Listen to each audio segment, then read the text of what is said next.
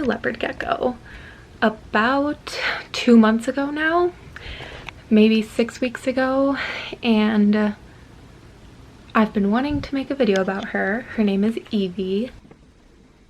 So leopard geckos pretty much just sleep all day. They are only awake during dawn and dusk, which is when the sun rises and when it's setting. So usually I'm not awake when the sun rises at like 5 to 6 a.m. But she's probably up, maybe moving between her rocks at that time, or her different like hide spots. Then usually when I see her awake, it's like after 6 p.m. is a good rule of thumb that I'll go in there and either feed her, hold her, change her water. I do that kind of stuff, yeah, like after 6 p.m. when I know she's awake. So it's like 5:30 p.m. now, and I went to peek at Evie. She was conked, laying under her rock still. And then I got my camera to try and zoom in on her sleeping because it's so cute when she's sleeping. And of course she woke up. Hey Evie. So I'm gonna turn off her light now since it is about 5:30 and it's starting to not be as bright outside. Hi. Oh, she's coming out to say hi.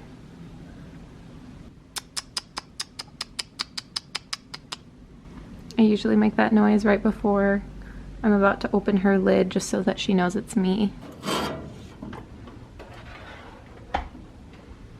Okay, so at this point in the day, if I haven't yet, I'll usually go into her cage and get her some fresh water at least, and if it's a day that I'm gonna feed her, I'll usually feed her too.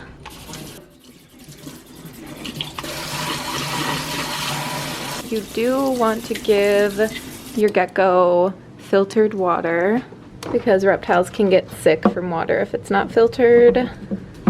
And I move around her habitat stuff probably at least twice a week. The only things I keep in the same spot are this little hide because the heat pad is right below it, so it'll stay nice and warm under this one, and I block the sun from coming in just so that it can be a little darker place for her to rest, dark and warm. And then I leave this plant here because leopard geckos like to go to the bathroom in the same spot all the time, and her spot is this corner, as you can see.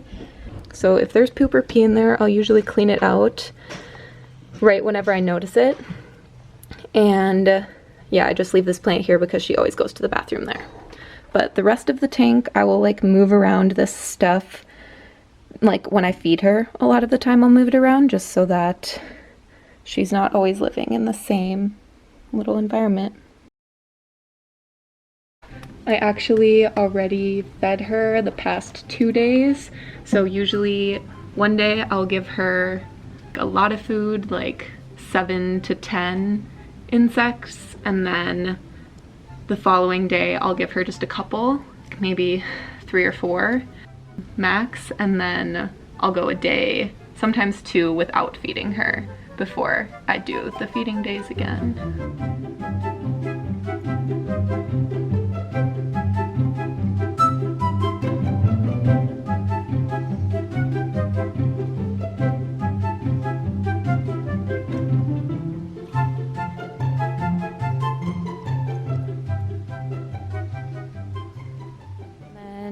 Since I'm not feeding her today, I'll go ahead and take her out to hold her. When you pick up a leopard gecko, you want to scoop them from underneath their belly and kind of just grab them. You can grab their body, you just want to make sure to not grab their like neck or tail really, mostly just not the tail. So I'll just go in and scoop her up like that. And then I've got a hold of her.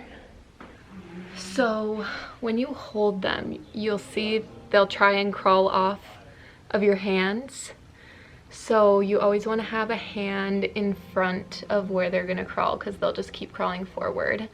And if you don't do that, usually you want to like hold on to them a little bit, otherwise they will jump and run really fast. As soon as they get onto like the floor, if they can see they have a vast space to run, they will run for it. So I always keep her up on my bed with me or on a couch, or just hold her in my hands like this.